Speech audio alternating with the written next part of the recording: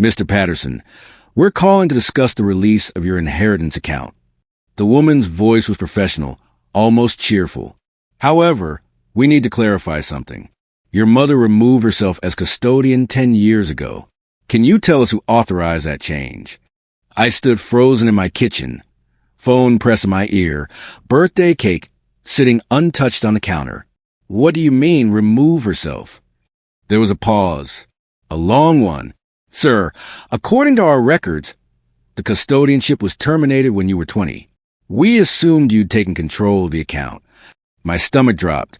I had never taken control of anything. I didn't even know the account still existed. My father had died when I was 15, and my mother told me the inheritance was being kept safe until I was older. I trusted her completely. Can you tell me the current balance? I asked, my voice barely steady.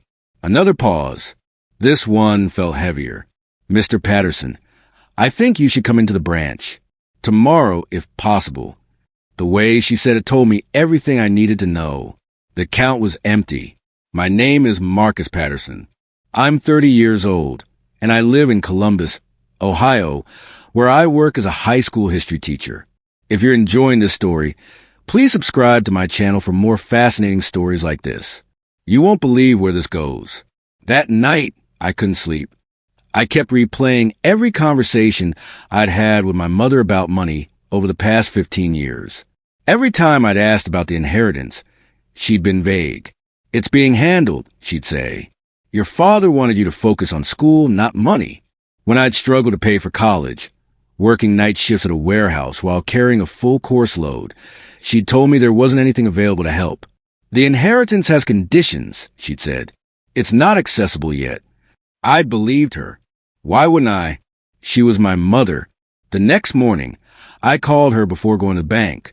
I needed to hear her explain this before I saw the numbers. Marcus, happy belated birthday, sweetheart, she answered warmly. Mom, I got a call from the bank yesterday about Dad's inheritance account. Silence. They said you removed yourself as custodian 10 years ago. I did that for you, Marcus. Her voice shifted, becoming firmer, almost offensive.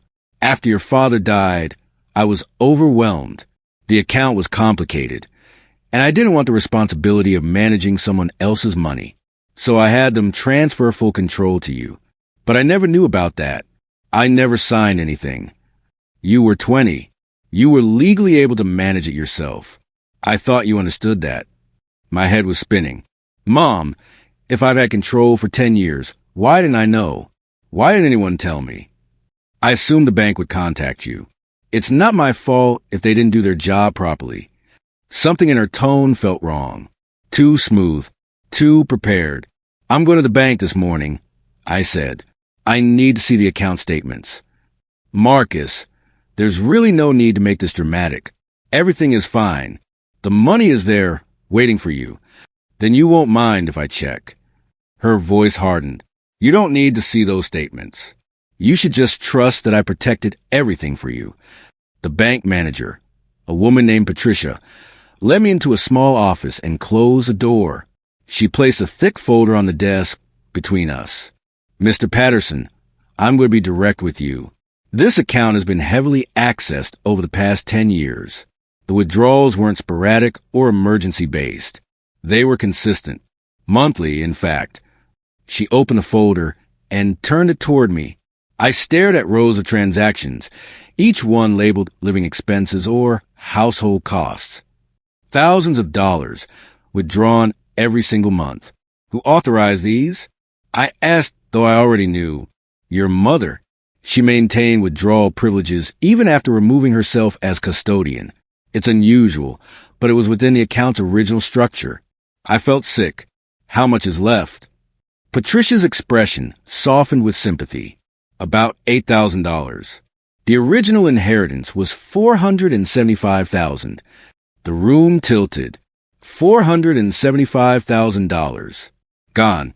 Would you like copies of all the statements? She asked gently. I nodded, unable to speak. I spent that evening in my apartment, spreading bank statements across my floor like pieces of a nightmare puzzle. The withdrawals told a story I didn't want to believe. Monthly mortgage payments. property tax installments, vacation expenses to places I'd seen posted on my mother's social media, renovation costs for her kitchen, her bathroom, her entire second floor. I remembered those years clearly. I'd been struggling, working 2 jobs to afford community college before transferring to a state university, eating ramen for dinner more nights than I wanted to count, calling my mother once, desperately, asking if there was any way she could help with textbooks. "I wish I could, sweetheart," she'd said, "but there's nothing left to help you with. Your father didn't leave as much as we thought." She'd lied. While I worked myself to exhaustion, she'd been spending my future on crown molding and resort vacations. Then I noticed something else. A series of transfers to an account I didn't recognize. Large transfers. 10,000 here, 15,000 there. I called the bank the next morning. Patricia checked the routing number I'd found. "That account belongs to a Vanessa Patterson," she said. "My younger sister. Vanessa, who'd never worked a full-time job, who'd lived at home until she was 28, who drove a new SUV and traveled constantly, posting photos from beaches and music festivals while I'd been grading papers in my tiny apartment. Vanessa, who'd always defended our mother, who'd rolled her eyes whenever I brought up feeling like I'd struggled more than necessary. Mom did her best, she'd always say. You should be grateful. The inheritance hadn't just funded my mother's life. It had funded my sister's, too. I sat in my car outside the bank, hands shaking. The favoritism I'd always sensed, always tried to dismiss as paranoia, had receipts. Literal, bank-issued receipts. My father had left that money for me, to give me a foundation, a start in life. Instead, it had given my sister a free ride while I'd worked myself raw. I decided to bring it up at Sunday dinner. My mother hosted every week, a tradition she took seriously. Vanessa was always there, of course, along with my aunt and uncle. I waited until dessert was served. Then, calmly, I said, "I went to the bank this week, about Dad's inheritance." My mother's fork stopped halfway to her mouth. Vanessa looked up sharply. "They told me some interesting things about how the money's been used over the years." My mother set down her fork carefully. "Marcus, this isn't the time or place." "I think it is. I think everyone should know that the $475,000 Dad left for me is almost gone, and that it's been paying your mortgage for a decade." The table went silent. Then my mother's eyes filled with tears. "How dare you?" she whispered. "How dare you accuse me like this, in front of family, after everything I sacrificed for you?" My aunt reached over to comfort her. "Marcus, what's gotten into you?" "Mom has always put you first," Vanessa added, her voice sharp. "Everything she's done has been for you." My mother stood up, trembling. "I can't believe you'd be this cruel, this greedy. Your father would be ashamed." My uncle frowned at me. "Your mother raised you alone after your father died. You have no idea what she went through. She went through it using my inheritance." I said quietly, "That money was for the family." My mother snapped, "Not just for you. I used it to keep us afloat, to keep a roof over your head." I moved out when I was 19. And who do you think paid for this house? Who kept it running so you'd always have a home to come back to? I looked at my sister, waiting for her to say something, anything. But Vanessa just stared at her plate. The dinner ended badly. As I left, my mother followed me to the door. She leaned in close, her voice low and cold. "You'll regret this, Marcus. You'll regret turning on your own mother."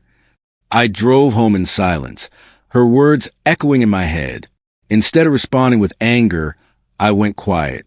I stopped attending Sunday dinners, stopped answering my mother's calls, stopped engaging entirely, and I started researching. I called the bank again and asked Patricia a simple question. What were the legal terms of my father's inheritance? Were there restrictions on how it could be used? She pulled up the original trust documents. After a few minutes, she said something that changed everything. "Mr. Patterson, your mother violated the terms of this trust. The funds were designated specifically for your education and future security. They were not to be used for general living expenses or for other family members. And the custodianship was meant to end when you turned 25, not 20. So what she did was illegal?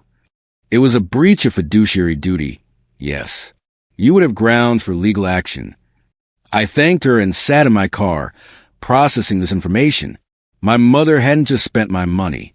She'd broken the law doing it. I requested a copy of my father's original will. It took 2 weeks to arrive, but when it did, the language was crystal clear. The inheritance shall remain untouched and invested for the benefit of my son, Marcus James Patterson, until his 30th birthday. At that time, the full amount, including accrued interest, shall be released to him for purposes of education, home purchase, or business investment. Under no circumstances shall these funds be used for household expenses, lifestyle maintenance, or distribution to other family members. There was more, a section about accountability that made my chest tight. Should the designated custodian misuse these funds, Marcus is entitled to full restitution, including compensation for any financial hardship caused by the custodian's actions. My father had known this could happen. He protected me, even from beyond the grave. And then I found something else, a sealed envelope marked, to be opened by Marcus on his 30th birthday. My hands shook as I carefully opened it. The letter was in my father's handwriting. I recognized it immediately. Dear Marcus, if you're reading this, you've reached 30. I hope the inheritance has given you a strong start, but I'm writing this as a precaution. Your mother is a good woman, but she struggles with money. She always has. If she's crossed the line I've set in this will, please don't protect her at your own expense. I've left this money for you because I want you to have opportunities one never had. Don't let guilt stop you from claiming what's rightfully yours.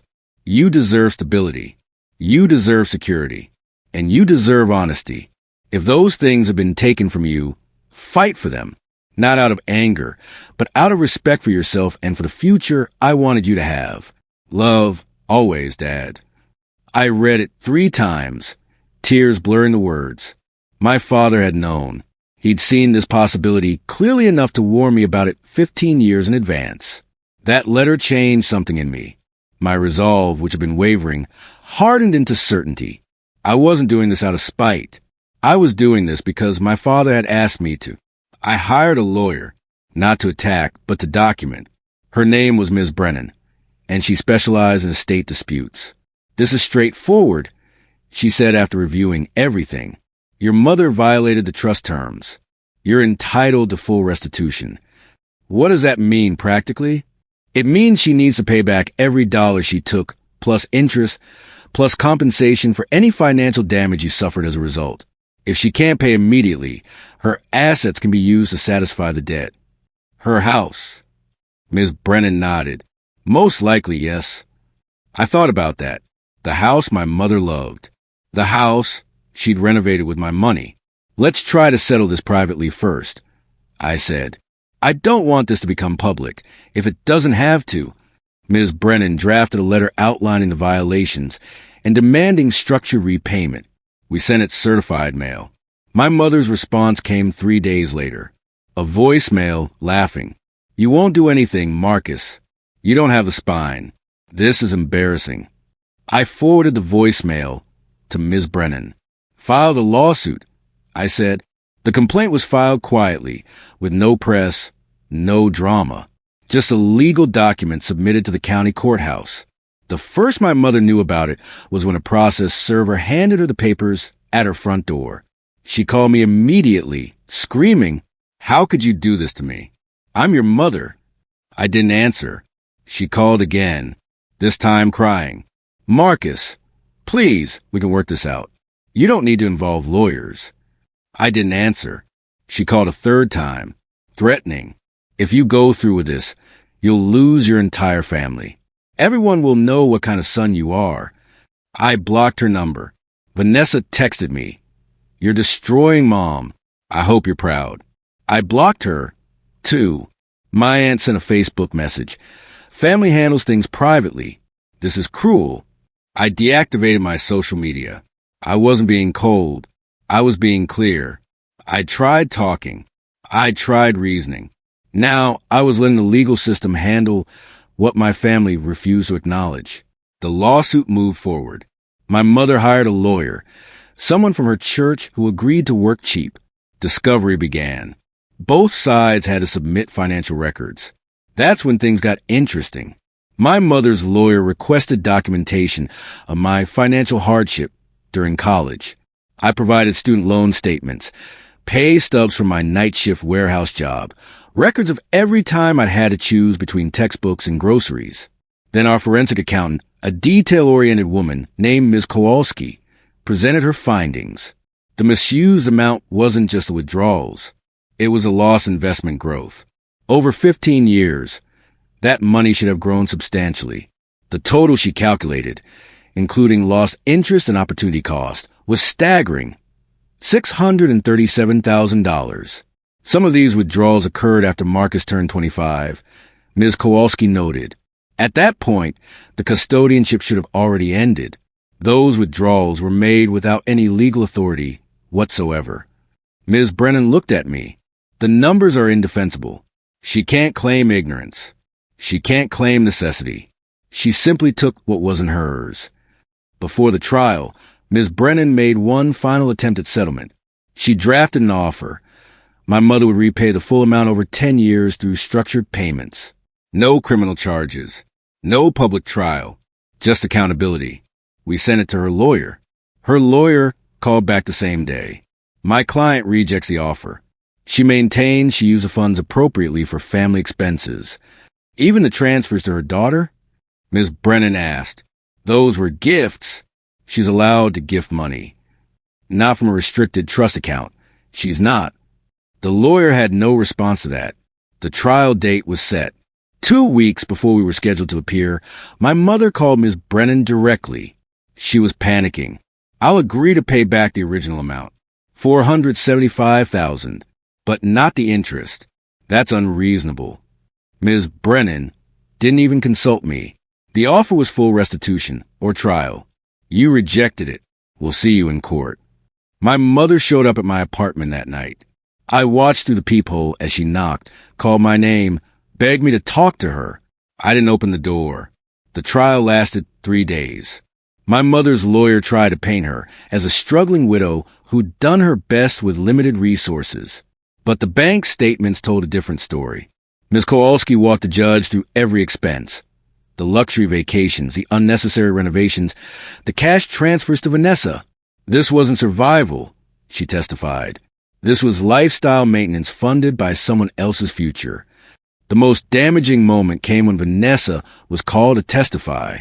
She'd been subpoenaed. She had no choice but to appear. Under oath, Ms. Brennan asked her directly, "Did your mother ever tell you where the money she gave you came from?" Vanessa hesitated. She said it was from savings. "Did she ever mention your brother's inheritance?" Another pause. Longer this time. "Yes." "What did she say about it?" Vanessa's voice dropped to barely a whisper. She said the money was basically hers anyway. That dad would have wanted her to use it for the whole family, not just Marcus. The courtroom went silent. That statement changed everything. It wasn't just misuse anymore. It was intentional. Planned. My mother had known exactly what she was doing and had justified it to herself by rewriting my father's intentions. The judge called for a recess. During the break, I saw my mother sitting alone on a bench outside the courtroom. Her lawyer was on his phone, looking frustrated. For the first time since it started, she looked small. Not angry, not defiant, just cornered. She caught my eye. For a moment, I thought she might say something. Apologize, maybe, but she just looked away. When court resumed, the judge asked if there were any additional witnesses. Ms. Brennan called one more, a financial advisor who testified that if the inheritance had been properly invested and left untouched, it would be worth over $800,000 today. My mother's lawyer had no cross-examination. There was nothing to say. The judge took notes, expressionless. Then he announced he'd issue his ruling within a week. The ruling came on a Friday afternoon. The judge ordered full restitution, $637,000, representing the original inheritance, loss growth, and compensation for financial hardship. The amount was to be secured against my mother's assets, with repayment due within 90 days. There would be no jail time, no criminal charges, just consequences. Ms. Brennan called me immediately. You won. Complete victory. I should have felt relief. Maybe even joy. But all I felt was tired. What happens now? I asked. She'll need to liquidate assets to pay you. Most likely, that means selling her house. Her house. The one she bragged about for years. The one I'd helped her paint when I was 17. The one she'd renovated with my inheritance. How long does she have? 90 days to begin repayment. If she can't, we can force a sale.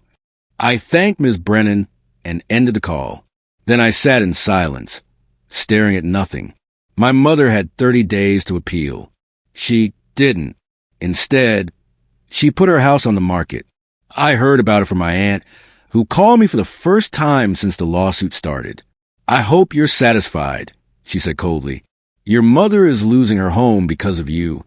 No, I said quietly. She's losing her home because of what she did. She's your mother, Marcus. You've destroyed her. She destroyed my trust. She destroyed the future my father wanted for me. And she did it knowingly. My aunt hung up. 2 weeks later, the house sold. It went for more than expected, which meant my mother would have enough to repay me and still have some money left over. The closing happened on a Wednesday. I wasn't there, but Ms. Brennan attended to ensure the funds were transferred correctly. That afternoon, my mother tried calling me one last time. I let it go to voicemail. Marcus, please. I know I made mistakes, but I'm still your mother. Can't we find a way past this? I deleted the message without listening to the whole thing. The money hit my account on a Thursday morning. $637,000. The bank sent an automated congratulations email, as if I'd won a prize. I stared at the balance for a long time, waiting to feel something. Victory, maybe. Justice. Instead, I just felt empty. That evening, my mother sent a text from a number I didn't recognize. Please stop the sale. I'll do anything. I'll admit I was wrong. Just let me keep my home. I read it twice. Then I typed a response. You had 15 years to do the right thing. You chose not to. I'm sorry, but this is a consequence of your choices, not mine. I hit send before I could second-guess myself. She responded immediately. I'll change. I'll be better. Please, Marcus. I'm begging you. I turn off my phone. The next day, the house sale finalized. My mother moved into a small apartment across town. I heard she'd gotten a part-time job at a department store. Vanessa sent me one last message. I hoped this was worth it. I didn't respond. There was nothing left to say. In the weeks after the money arrived, family members started reaching out. My uncle sent a brief email. I didn't understand the full situation. I'm sorry I judged you. A cousin I hadn't spoken to in years called to say she'd always suspected something was off about how my mother handled money. Even my aunt, who'd been so hostile, sent a card. No apology exactly, but an acknowledgement that things had been complicated. Vanessa never reached out. I assumed she was too embarrassed, or maybe still too angry. My mother stopped trying to contact me entirely. I heard from others that she was struggling but managing, working, living simply, facing reality for the first time in years.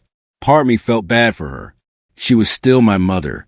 But a larger part of me knew this had been necessary. She'd taken something that wasn't hers and spent 15 years justifying it. If I'd done nothing, that would have been the lesson. Theft is acceptable if you're family. I couldn't live with that. 3 months after everything settled, I received a letter in the mail. It was from my mother, not an email, not a text, an actual handwritten letter. I almost threw it away without reading it, but something made me open it. Dear Marcus, I'm not writing to ask for forgiveness. I know I don't deserve it. I'm writing because I need you to know something. I was wrong. Completely, indefensibly wrong. I told myself I was managing the money wisely. I told myself your father would have wanted me to use it to keep the family stable. But the truth is I was scared. Scared of being alone. Scared of not having enough. And I let that fear turn me into someone your father would be ashamed of. You were right to hold me accountable. I wish I'd been strong enough to hold myself accountable before it came to this. I don't expect you to respond to this letter. I just needed you to know that I finally see what I did. And I'm sorry, Mom. I read it 3 times.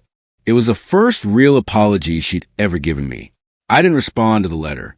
Not because I was still angry, but because I didn't know what to say. An apology, even a genuine one, doesn't erase 15 years of betrayal. It doesn't give me back the nights I worked myself to exhaustion. It doesn't undo the lies. But it was something. I kept the letter. I'm not sure why. Maybe because it felt like closure. Even if it was incomplete, life moved forward. I used part of the inheritance to pay off my student loans. The rest, I invested carefully, the way my father had intended the original amount to be handled. I bought a small house. Nothing extravagant. Just a place that was mine. I started a scholarship fund at my old high school for students who didn't have family support. It felt right, like honoring what my father had wanted from me by giving it to others. I didn't tell anyone about the fund. It wasn't about recognition.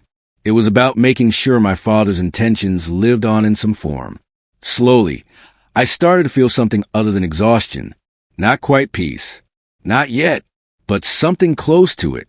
I stopped checking to see if my mother had tried to contact me. I stopped wondering what Vanessa was doing. I stopped replaying the trial in my head. I just focused on building the life my father had wanted for me. Stability, security, a foundation. On my 31st birthday, I received an email from the bank, just a routine check-in, asking if I needed any assistance managing my account. I smiled. This time, there was no confusion. No custodian. No questions about who had access. Just my name. I closed my laptop and sat back, looking around my small living room. It wasn't much yet, but it was honest. It was mine, and it had been earned the right way. The revenge hadn't been loud. There had been no public shaming, no dramatic confrontations, but it had been final. My mother had spent years taking what wasn't hers, believing she'd never face consequences. And now she knew differently. Sometimes people ask me if I regret it, if I wish I'd just let it go and kept the peace. The answer is no. What my mother did wasn't just about money. It was about trust. It was about honoring my father's wishes. It was about recognizing that I mattered, that my future mattered, even when it was inconvenient for her. Letting it go would have meant accepting that I didn't matter, that my struggles didn't count, that family could take whatever they wanted as long as they called it love. I couldn't accept that. The inheritance my father left me wasn't just money. It was a message. You deserve better than this. And by fighting for it, I finally heard that message. I don't talk to my mother anymore. Maybe someday that will change. Maybe it won't. But I've stopped waiting for her to become the parent I needed. I've stopped hoping she'll finally understand what she took from me. Because I understand now. And that understanding, that clarity, is worth more than any amount of money. I'm Marcus Patterson.